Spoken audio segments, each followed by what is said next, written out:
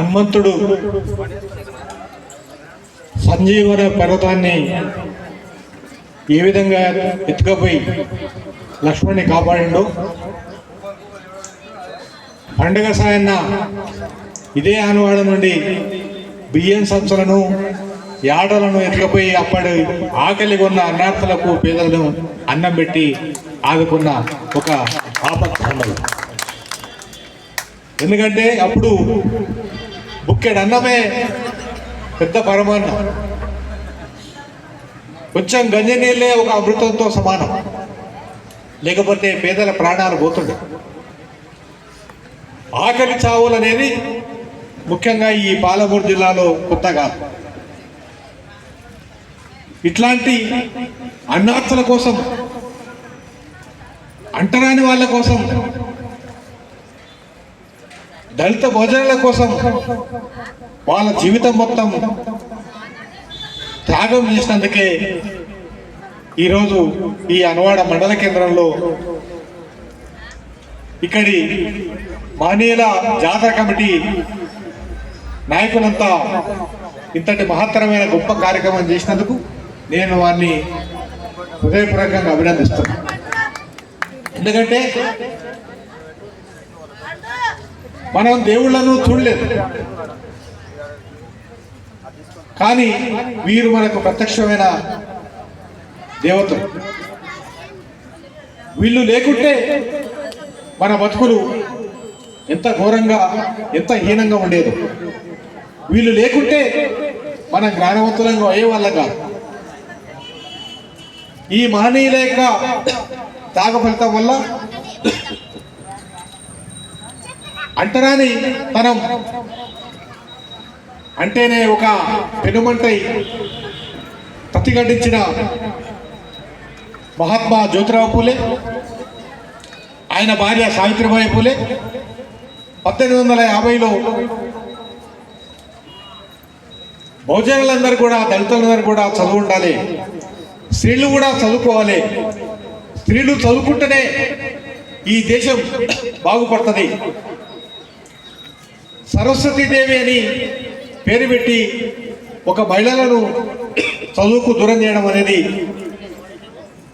చాలా దౌర్భాగ్యం, అదొక మూఢనమ్మకం అని చెప్పి ఎదిరించి అందరికీ చదువు చెప్పి జ్ఞానవంతులను చేసి, అదేవిధంగా వారి కొనసాగింపే భారతదేశంలో, భారత రాజ్యాంగంలో కూడా doctor B R Ambedkar all are equal before law అని భారత రాజ్యాంగంలో పొందుపరిచి అందరికీ చదువు, అందరికీ విద్య, అందరికీ సమానమైన అవకాశాలు ఉండాలని చెప్పి భారత రాజ్యాంగాన్ని రూపొందించి, అట్లా ఆయన రూపొందించిన ఫలితమే ఆర్టికల్ 14, భారత రాజ్యాంగంలోని ఆర్టికల్ 15, ఆర్టికల్ 16. దానివల్లనే ఈరోజు మనందరం కూడా చదువుకున్నాం. ఈరోజు నేను మీ ముందు ఉండి మాట్లాడుతున్నా అంటే అది కేవలం డాక్టర్ బిఆర్ అంబేద్కర్ రాసించిన ఆ రాజ్యాంగం ఫలితమే.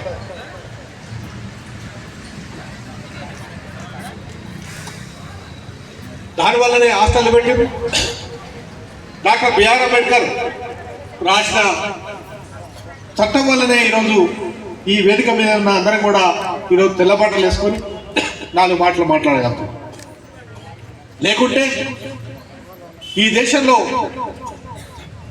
ఎవరైతే దోపిడీ చేస్తున్నారో, ప్రజల్ని ఎవరైతే జంతువుల కంటే, కుక్కల కంటే హీనంగా చూసినారో వాళ్ళదే రాజ్యమైతుండే, మొత్తం కూడా వన్ సైడ్ అయిపోయి మనమందరం కూడా ఒక పశువులాగా, వాళ్ళకు వెట్టి చేసే ఒక యంత్రంలాగా మారిపోయేవాడు.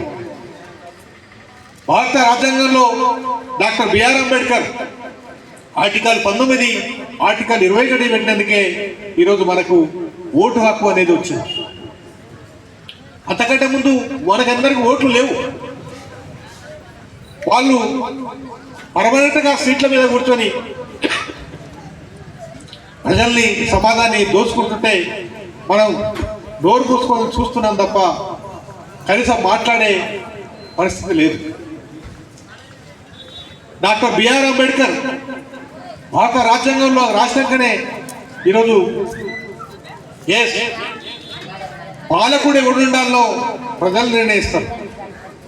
నేను రాత్రని సీటు మీద కూర్చొని బూటు చూపిస్తే కాలు బట్టి కింది కూస్తాం, వారి నియంతృత్వాన్ని సాగనీయమని చెప్పి భారత రాజ్యాంగం అనేది ఓటు హక్కు ద్వారా మనకు ఆ హక్కును కల్పించింది. అందుకనే రేపు మే 13లో ఇక్కడ ఎంపీ ఎవరున్నారో మనం నిర్ణయం చేస్తేనే అక్కడ ఢిల్లీలో ప్రధానమంత్రి ఎవరున్నారో నిర్ణయం అయింది. మిత్రులకు స్వాగతం. అట్లా భారత రాష్ట్రపతి అయినా భారత ప్రధానమంత్రి అయినా ఎవరైనా కానీ మీ అందరి ఓటు హక్కు ద్వారానే నిర్ణయం అయింది. కాబట్టి ఈరోజు డాక్టర్ బిఆర్ అంబేద్కర్ రాసిన రాజ్యాంగం ఫలితమే ఈరోజు కనీసం ఎంత పెద్ద లీడర్ అయినా మన ఇళ్లలోకి వచ్చి అక్క నీ ఓటు నాకు, తల్లి నీ ఓటు నాకని చెప్పి అడుక్కునే పరిస్థితి వచ్చింది. అట్లా అనామతగా అంబేద్కర్ రాసిన ఓటు హక్కు ఉంది కాబట్టి వచ్చింది కాబట్టి మనకు దాని విలువ ఇంకా అర్థమవుతుంది. ఎందుకంటే వేరే దేశాల్లో, ప్రపంచంలో చాలా దేశాల్లో ఆ ఓటు కొరకు అనేక పోరాటాలు చేశారు, ప్రాణ త్యాగాలు చేశారు. మాకు కూడా ఓటు హక్కు ఉండాలి, మేము కూడా మనుషులమే అని చెప్పి దానికోసం సుదీర్ఘమైన పోరాటాలు చేసిన చరిత్ర. సంవత్సరాల క్రితం చనిపోయినటువంటి మనిషిని, అది కూడా హన్వాడకు మహబూబ్ నగర్కి ఒక 600-700 కిలోమీటర్ల దూరంలో ఎప్పుడో ఒక 150-160 సంవత్సరాల క్రితం పుట్టి మన భాష కానీ మన ప్రాంతం కానీ మనతో సంబంధం లేనటువంటి ఒక మనిషిని గురించి ఇవాళ హన్వాడలో ఎందుకు మాట్లాడుకుంటున్నాం? అదే మహారాష్ట్రలో పుట్టినటువంటి మరొక మనిషి గురించి ఆయన 1956లో చనిపోయాడు. చనిపోయిన తర్వాత దగ్గర 70 ఏళ్ల తర్వాత మళ్ళీ ఎందుకు మాట్లాడుకుంటున్నాం? అక్టోబర్ 2వ తారీఖు వస్తే గాంధీ గురించి మాట్లాడుకుంటాం, నవంబర్ 14 వస్తే నెహ్రూ గురించి మాట్లాడుకుంటాం. అయితే గాంధీ గురించి, నెహ్రూ గురించి మాట్లాడుకునేది ఎవరంటే ప్రభుత్వాలు మాట్లాడతారు, ప్రభుత్వ పీఠాల్లో ఉన్నటువంటి వాళ్ళు మాట్లాడతారు. కానీ పూలే గురించి, అంబేద్కర్ గురించి ప్రజలు మాట్లాడతారు, దళిత బహుజన బిడ్డలు మాట్లాడతారు, శ్రమజీవులు మాట్లాడతారు, ఉత్పత్తి కులాలు మాట్లాడతారు, ఉత్పత్తిలో పాల్గొనేటటువంటి, ఎండనక వాననక చలనక పనిచేసేటటువంటి, తమ చెమటను నెత్తురును దారపోసి సిరి సంపదలను సృష్టించేటటువంటి, తరాలుగా అణచివేతకు గురయ్యేటువంటి, తరాలుగా సామాజిక పీడనకు గురైనటువంటి వర్గాలు ఇవాళ పూలే గురించి, అంబేద్కర్ గురించి మాట్లాడుకుంటున్నారు. మనం మాట్లాడుకోవడం వల్ల అనివార్యంగా అంబేద్కర్ అంటే నచ్చనివాడు, పూలే అంటే గిట్టనివాడు, వీళ్ళిద్దరి ఊసే ఎత్తనటువంటి వాళ్ళు కూడా ఇవాళ అనివార్యంగా మాట్లాడుకోవాల్సినటువంటి పరిస్థితిని ఈ దేశంలో ఉండేటటువంటి దళిత బహుజన బిడ్డలు వాళ్ళకు ఒక అనివార్యమైనటువంటి పరిస్థితిని సృష్టించారు. మూతికి ముంత, ముడ్డికి తాటాకు, నడినెత్తి మీద సూర్యుడు వచ్చినప్పుడు మాత్రమే ఊళ్ళల్లోకి ప్రవేశించాలి అనేటటువంటి దుర్మార్గమైనటువంటి, అమానవీయమైనటువంటి సామాజిక నిబంధన అమలవుతున్నటువంటి కాలంలో ఈ ఇద్దరు మహనీయులు జన్మించారు. పూలే అంబేద్కర్ కంటే చాలా ముందుగా పుట్టినటువంటి వాడు. అంబేద్కర్ పూలేను తన గురువుగా ప్రకటించుకున్నటువంటి వాడు. మనం అంబేద్కర్ అనగానే ఏమనుకుంటాం?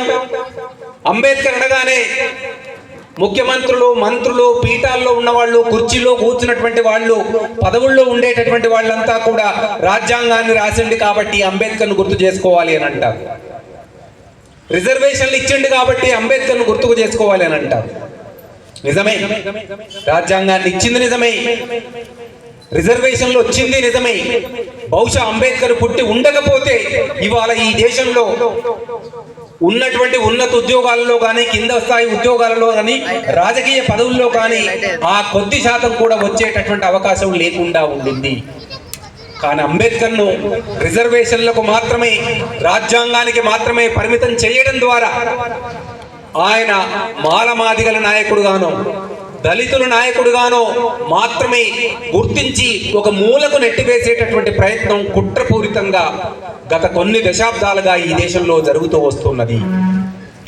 అంబేద్కర్ కేవలం దళితులకు మాత్రమే నాయకుడు కాదు. అంబేద్కర్ ఈ దేశంలో సకల సమూహాలు అణచివేతకు గురైనటువంటి, సామాజిక పీడనకు గురైనటువంటి, సామాజిక దోపిడీకి గురైనటువంటి, అసలు మనుషులుగా గుర్తించబడినటువంటి మనుషులందరికీ కూడా మహానాయకుడు అనేటటువంటి విషయాన్ని గుర్తుపెట్టుకోవాలి. పూలే ఇవాళ మీరు ఏ ఊర్లో తీసుకున్నా కూడా, హన్వాడలో తీసుకున్నా కూడా ఉద్యోగస్తులంతా ఎవరు ఉంటారు? ఇవాళ కొంతమంది మాదిగ కుటుంబాల నుండి, బీసీ కుటుంబాల నుండి ఉద్యోగులుగా ఉండవచ్చు. కానీ ఒక 50 ఏళ్ల క్రితం, ఒక 30 ఏళ్ల క్రితం తీసుకుంటే ప్రతి ఊళ్ళో కూడా బ్రాహ్మణులు, రెడ్లు, రావులు లేదా ఉన్నత కులాలుగా, ఆధిపత్య కులాలుగా పేరుగాంచినటువంటి, ఆధిపత్య కులాలుగా ముద్రపడినటువంటి వాళ్ళ కుటుంబాల్లోంచి మాత్రమే ఉద్యోగాలు చేసుకునేటటువంటి వాళ్ళు. మరి ఎందుకు దళిత బహుజనులకు చదువు రాదా? చదువు అవ్వలేదా? అక్షరాలు రావా? జ్ఞానం రాదా అంటే అసలు చదువుకోనివ్వలేదు. కేవలం బ్రాహ్మణులు మాత్రమే చదువుకోవాలి, కేవలం అగ్ర కులాలు మాత్రమే చదువుకోవాలి, మిగతా కులాలు చదువుకోవాల్సినటువంటి అవసరం లేదు.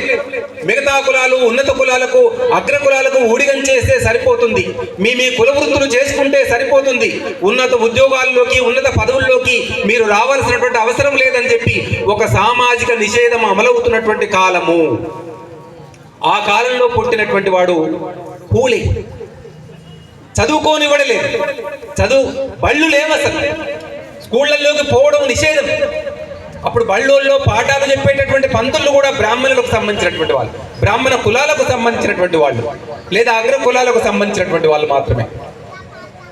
నిజానికి చాలా సందర్భాల్లో చర్చలు వస్తూ ఉన్నప్పుడు ఈ దేశం ఎందుకు అభివృద్ధి చెందలేదు అని ఒక చర్చ వచ్చినప్పుడు, ఈ దేశంలో ఉండే దళిత బహుజనులకు విద్యను నిరాకరించడం వల్ల, జ్ఞానాన్ని నిరాకరించడం వల్ల, జ్ఞానాన్ని నిషేధించడం వల్లనే ఈ దేశం అభివృద్ధి చెందినటువంటి దేశంగా మారలేదు అనేటటువంటి చర్చను ఇవాళ అనివార్యంగా పాలక వర్గాలు చేస్తూ ఉన్నాయి. ఉత్పత్తిలో పాల్గొన్నది ఎవడు? దుఃఖి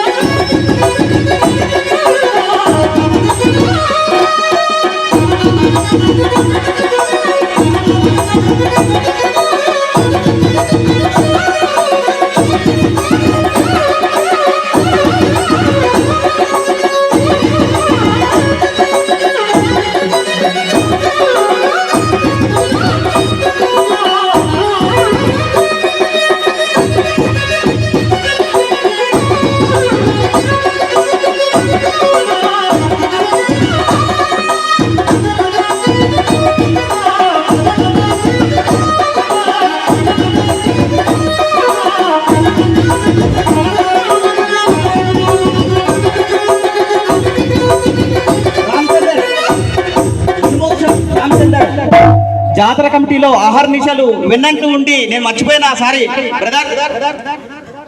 మిమ్మల్ని కూడా వేదిక మీదకి సాదరంగా ఆహ్వానిస్తున్నాం.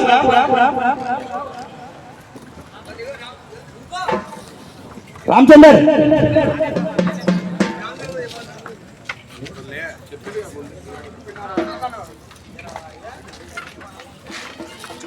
ఈనాటి ఈ కార్యక్రమం అంబేద్కర్ పుట్టినరోజు సందర్భంగా ఏర్పాటు చేస్తున్నటువంటి జాతర మహోత్సవం అనేటటువంటిది జిల్లా కేంద్రంలో మనం దానికి అటెండ్ అయ్యేటటువంటి వాళ్ళం.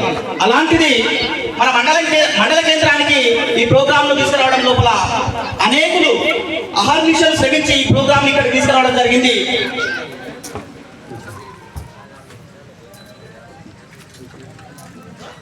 ఈ ప్రోగ్రామ్ ఇక్కడ తీసుకురావడం జరిగింది. ఈ ప్రోగ్రామ్ ఇక్కడ తీసుకొచ్చిన వెంబడే సలహాలు సూచనలు ఏమడిగినా కూడా కాదనకుండా శ్రమ కోర్చి మాకు అన్ని విధాలుగా కరపత్రం తయారు చేసి ఎస్పీ దగ్గర మాకు పర్మిషన్ ఇచ్చేటట్లు ప్రయత్నం చేసి మనవి పత్రం రాసిచ్చి అన్ని విధాలుగా మాకు వెన్నంటి ఉండి ఈ కార్యక్రమం ఇంత సక్సెస్ లో పాల్పంచుకుంటున్నటువంటి మన బెక్కల్ జనార్దన్ అన్న ఈ కార్యక్రమాన్ని గురించి తన తొలి పలుకులు మాట్లాడాల్సిందిగా కోరుతా ఉన్నాను. చాలా అప్రమత్తంగా చైతన్యంగా వినియోగించుకోకపోతే భవిష్యత్తు తరాలకు మనం ఒక అజ్ఞానాన్ని, ఒక అంధకారాన్ని వారసత్వంగా ఇచ్చిన వాళ్ళం అవుతాం. కాబట్టి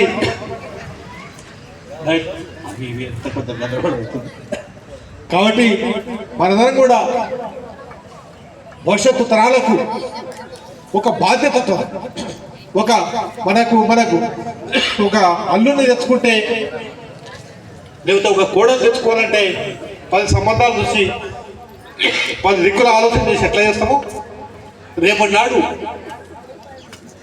మన ఎస్టీ బీసీల తరఫున దళిత భోజన తరఫున ఎవరైతే గొంతు యుక్తారో నిలబడతారో మద్దతుగా మనకు నిలబడతారో వాళ్ళకి మాత్రమే ఎన్నుకునే పరిస్థితిని తెచ్చుకోవాలి. ఎందుకంటే ఓటు వజ్రం కంటే బంగారం కంటే ₹1,00,000 కంటే విలువే. అట్లాంటి కన్నతల్లి లాంటి బంగారం లాంటి ఓటును మనం అడ్డగోలుగా క్వార్టర్కో లేకపోతే వాడిచ్చే 1000కో 2000కో అమ్ముతే అది అగ్గొకే మన జీవితాన్ని అమ్ముకున్నట్లయితే, మన పిల్లల జీవితాన్ని అమ్ముకున్నట్లయితే. దాని కొరకు అంబేద్కర్ చెప్పినట్లుగా ఓటు ఈ దేశానికి నీవే పాలకుడు అనే పద్ధతిలో నీకు ఇచ్చిన హక్కు, అది కాబట్టి సద్వినియోగం చేసుకోవాలని చెప్పి డాక్టర్ బిఆర్ అంబేద్కర్ ఆ రోజే చెప్పిండు. కాబట్టి ఈరోజు ఆయన మనం దండేసి దండం పెడుతున్నాం, అయ్యా నీ ఆశయాన్ని కొనసాగిస్తామంటున్నాం. కానీ ఓట్లప్పుడు మాత్రం చెల్లా చెదరైపోతాం. అది పద్ధతి కాదు. ఏ విధంగా అయితే ఆయన ఆశయాలను కొనసాగిస్తామని చెప్తున్నామో ఓట్ల రోజు కూడా అదే పద్ధతిలో మనం ఆ చైతన్యాన్ని ప్రదర్శిస్తేనే ఆయన ఆశయాలకు మనం కొనసాగించిన వాళ్ళు అవుతాం, ఆయనకు నిజమైన నివాళులు ఇచ్చిన వాళ్ళు అవుతాం. లేకుంటే ఆయనకు దండం పెట్టి వెన్నుపోటు పొడిచిన వాళ్ళు అవుతాం అని చెప్పి మీ అందరూ కూడా విజ్ఞప్తి చేస్తూ, ఎందుకో నాకు కొంత ఇబ్బంది అవుతున్నందుకు దయచేసి నన్ను క్షమించి విరమించడానికి మీ అందరి అనుమతి ఇవ్వాలని చెప్పి మీ అందరికి చేస్తూ జై భీమ్, జై పూలే అండ్ జై అంబేద్కర్.